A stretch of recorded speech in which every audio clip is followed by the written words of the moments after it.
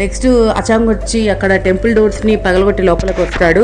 ఎవరు వచ్చిందని చెప్పని అంతలోపల వీచి వస్తుంటే అక్కడికి అచాంగ్ వచ్చి ఉంటాడు. అచాంగ్ అక్కడ మళ్ళీ వచ్చి వాళ్ళ మేనల్లుడు ఇద్దరు కూర్చొని ఉంటారు. ఈ లోపల అక్కడికి జిన్ మహారాజ్ వచ్చి తనతో యుద్ధం చేస్తూ ఉంటాడు. యుద్ధం చేసి నెక్స్ట్ ఏమని క్వశ్చన్ వేస్తాడంటే, అచాంగ్ని నువ్వు ఎవరి కోసం వచ్చావు, మీ మేనల్లుడు కోసమా మీ అన్న కోసమా అంటే, లేదు మా మేనల్లుడు కోసమే వచ్చాను అని చెప్పని అంటాడు. అదేంటి మీ అన్న కత్తి నువ్వు తీసినావంట, మీ అన్న కత్తి నువ్వు వాడేవంట, మీ ఇద్దరు రక్త సంబంధం లేదు కదా, ఎట్లా తీసావు మీ అన్న కత్తి అంటే, అవన్నీ నీకు అవసరమా అని చెప్పని గట్టిగా అరుస్తాడు అచాంగు. ఇది తెలిసినటువంటి వి ఏంటి నీ విషయం తెలిసిపోయిందా, ఎలా తెలిసింది, ఒక్కసారిగా వి వచ్చి మన లాంఛా నడతాడు. ఎలా తెలిసింది ఈ విషయం అచాంగికి, తనకి ఎన్ని మాలు చెప్పాను చెప్పొద్దని చెప్పని, అయినా చెప్పేతాడు. నీకు ఈ విషయం తెలిసిందా అంటే, అవును మేమందరం చూసాము, మీ తమ్ముడు కత్తి నీ కత్తిని వాడడము, నీ బ్యాక్ బోను మీ తమ్ముడికి మీరు ఇచ్చామని చెప్పని కూడా ఆ ఇన్ఫర్మేషన్ అందరికీ తెలిసిపోయింది అని చెప్పని అంటాడు. దీంతో ఇరిటేట్ అయినటువంటి మన అచాంగ్ మళ్ళీ యుద్ధం చేయడం స్టార్ట్ చేస్తాడు. ఉరిమి సినిమాలో ఒక వెపన్ ఉంటుంది, అట్లాంటి వెపన్ని యూజ్ చేసి ఆ జిన్ మహారాజు మన అచాంగ్ మీద అటాక్ చేయడం ఒకసారిగా స్టార్ట్ చేస్తాడు. ఆ వేలో వచ్చి అచాంగ్ ఓడిపోతాడు. నెక్స్ట్ అచాంగ్ కింద కూర్చొని ఉంటే ఒకసారిగా ఆ వెపన్ వచ్చి వీ మీద అటాక్ చేస్తుంటే వీకేమన్నా అవుతుందని చెప్పని అచాంగ్ ఒకసారిగా అడ్డుపడి వాళ్ళని కాపాడుతాడు. అప్పుడు అక్కడున్న వాళ్ళందరూ ఒకసారిగా షాక్ అవుతారు. వీ అంటేనే వాళ్ళ తమ్ముడికి ఇష్టం లేదు, ఏంటి వాళ్ళని కాపాడాడు అని చెప్పని అక్కడున్న వాళ్ళు ఒక్కసారిగా షాక్ అవి అందరూ మన అచాంగ్ని చూడడం స్టార్ట్ చేస్తాడు. లాస్ట్కి ఏమవుతుందంటే అచాంగ్ పవర్ వచ్చి డౌన్ అయిపోతుంది. అచాంగ్ కూడా సైలెంట్గా అక్కడ కూర్చోంటాడు. సో అందరు అక్కడ కూర్చున్న తర్వాత నెక్స్ట్ మన ఆ జిన్ మహారాజ్ ఉన్నాడు కదా, అక్కడ ఉన్న వాళ్ళని సోల్జర్స్ని పిలిపించి వెంటనే ఆ బ్యాక్ ఉన్నటువంటి దాన్ని తవ్వి బయటికి తీయండి, ఆ గాడ్ వెనకాల ఏదందో దాన్ని బయటికి తీయండి అని చెప్పని చెప్తాడు. సో అంత లోపల జిన్ మహారాజు వెనకేముంది అని చెప్పనేటప్పటికి ఏదో బాక్స్ బయటకు వస్తుంటే వెంటనే ఆ బాక్స్ని బయటికి తీయండి అని చెప్పని అంటాడు. ఇక్కడ ఆ లోపల అచాంగ్ వచ్చి వీని చూస్తూ కోపంగా, ఎందుకు ఇచ్చావు నాకు, ఎందుకు నీ బ్యాక్ బోన్ నాకు ఇచ్చావు అని చెప్పని కోపంగా అడుగుతుంటాడు. ఎందుకు ఇచ్చానని చెప్పని నువ్వు అడగద్దు, నా బాధ్యత నీకు ఇచ్చాను అని చెప్పని అంటాడు.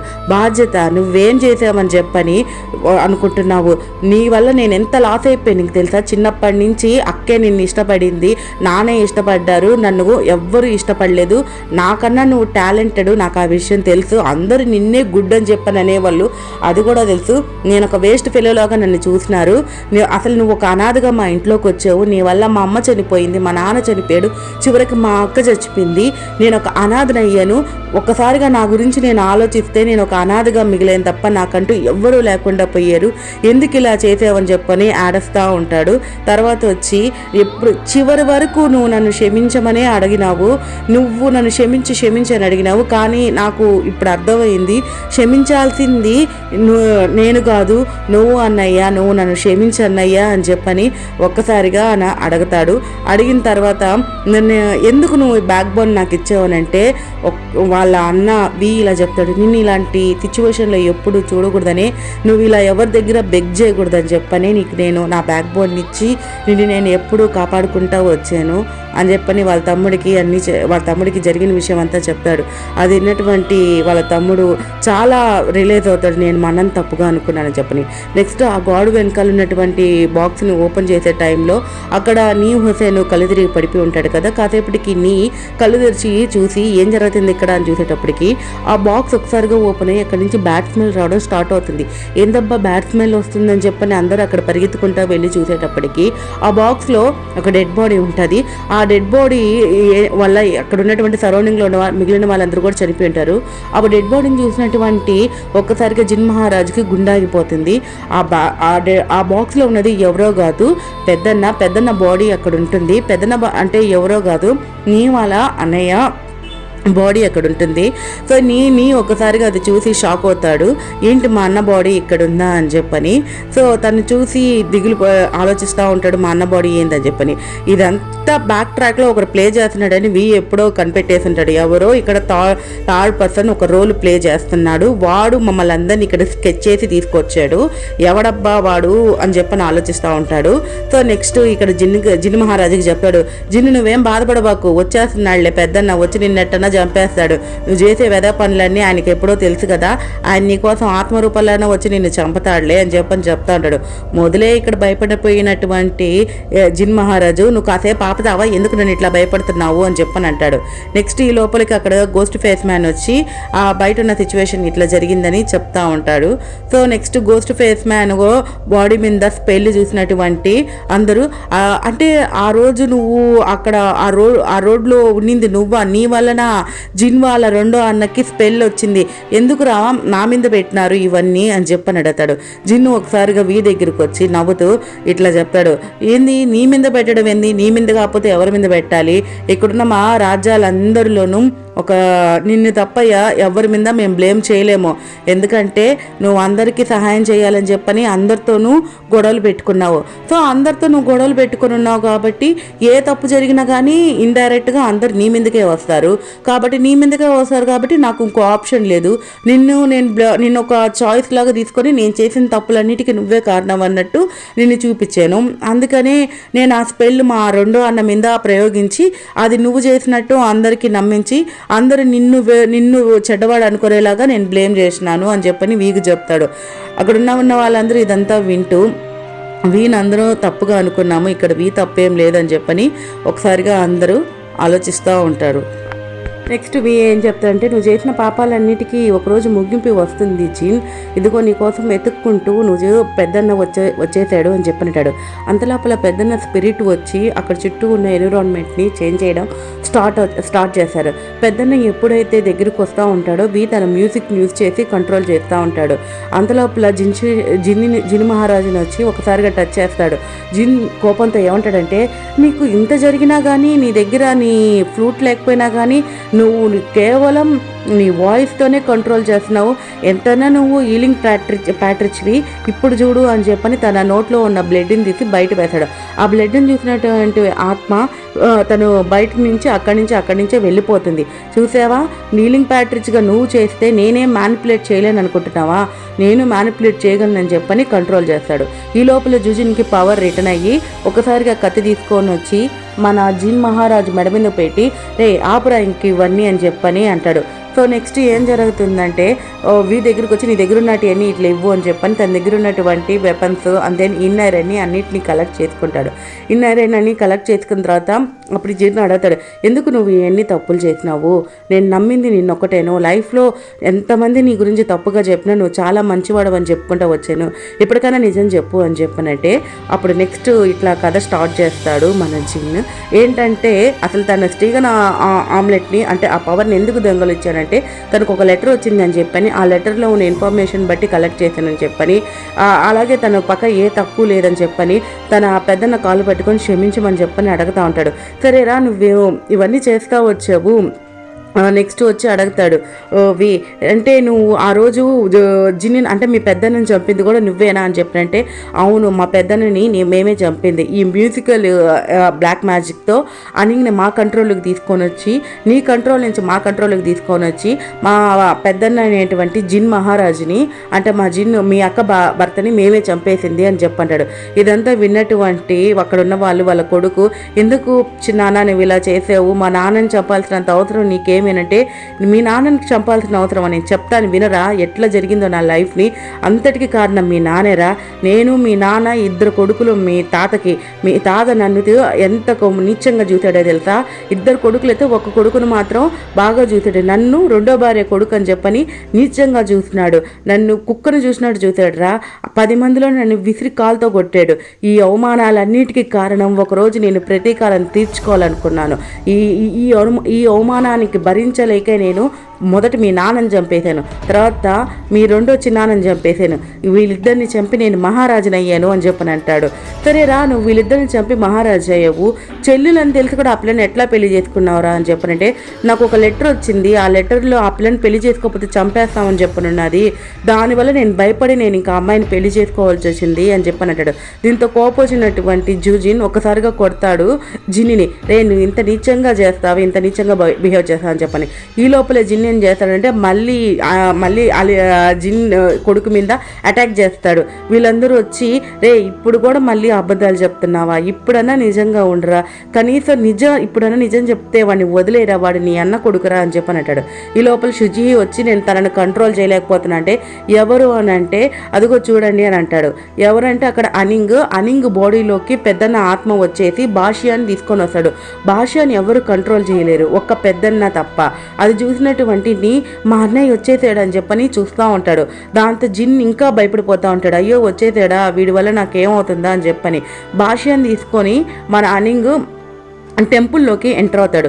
టెంపుల్లోకి ఎంటర్ అయిన తర్వాత నెక్స్ట్ వి వచ్చి ఎలా కంట్రోల్ చేయాలని చెప్పని మళ్ళీ తన మ్యూజిక్ని స్టార్ట్ చేసి భాషని కంట్రోల్ చేయడం చేసుకుంటూ వస్తూ ఉంటాడు.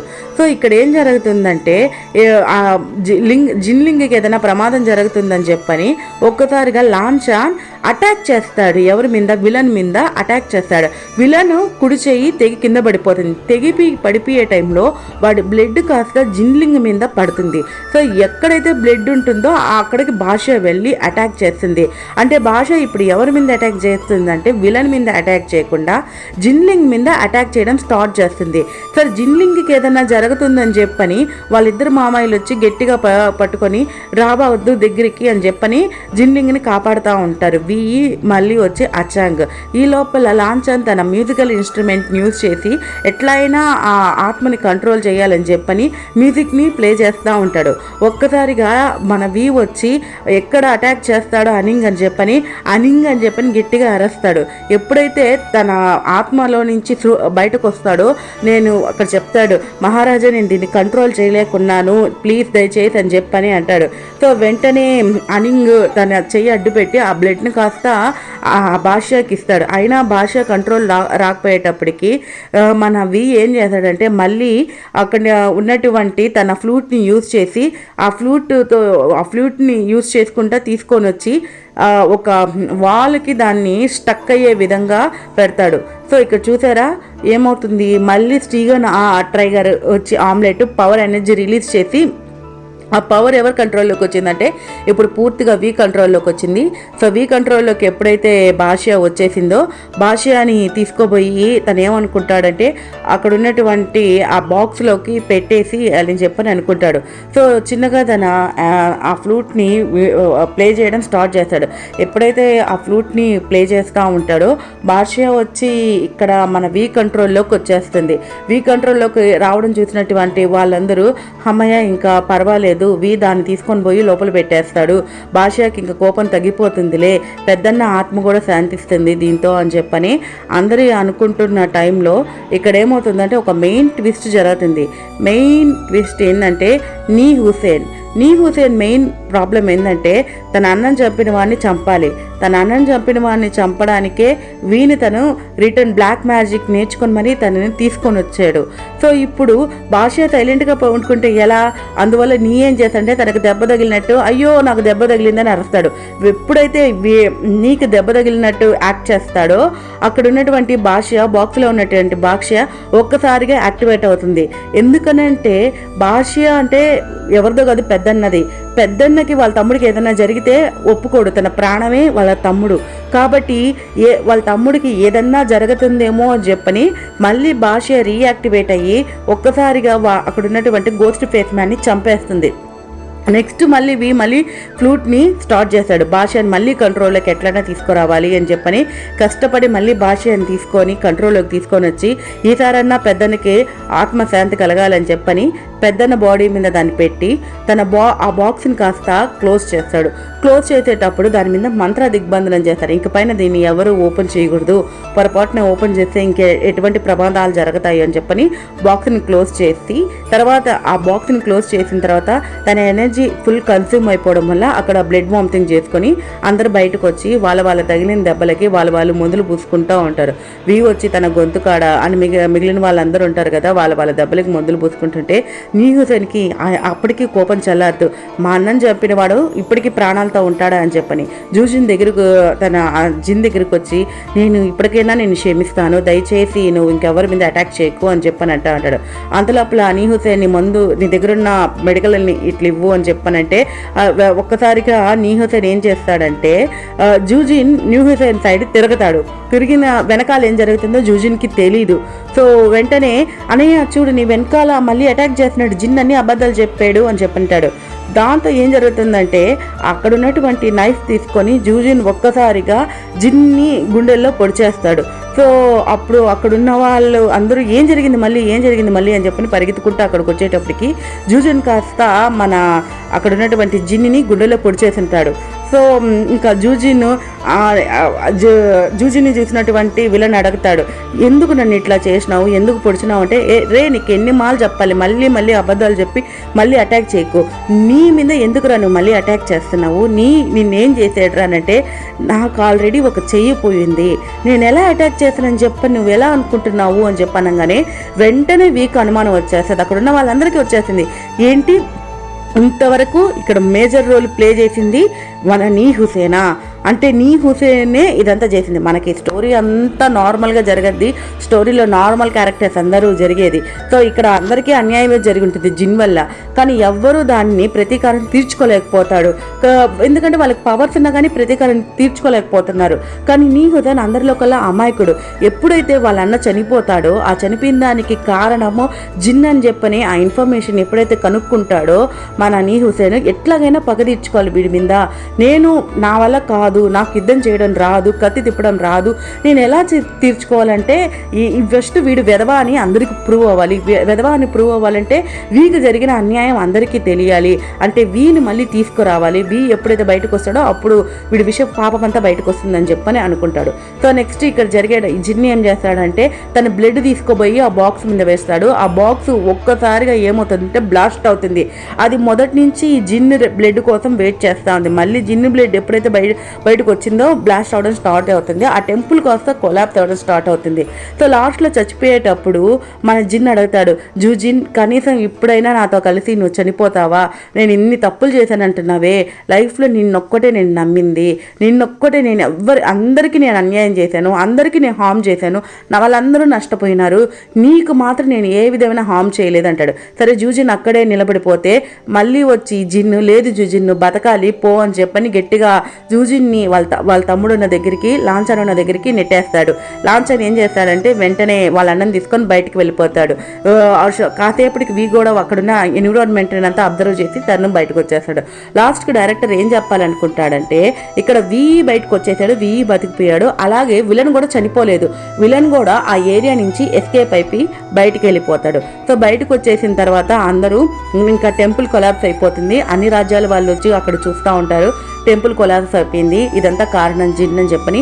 అక్కడికి వచ్చిన స్టూడెంట్స్ మాత్రం అందరూ వీ దగ్గరే కూర్చొని వీక్ ఏమైందా అని చెప్పని అబ్జర్వ్ చేస్తూ ఉంటారు. సో నెక్స్ట్కి వచ్చేటప్పటికి మళ్ళీ జూజిన్ అడతాడు, రే నిజం చెప్పు ఇప్పటికైనా అని చెప్పని.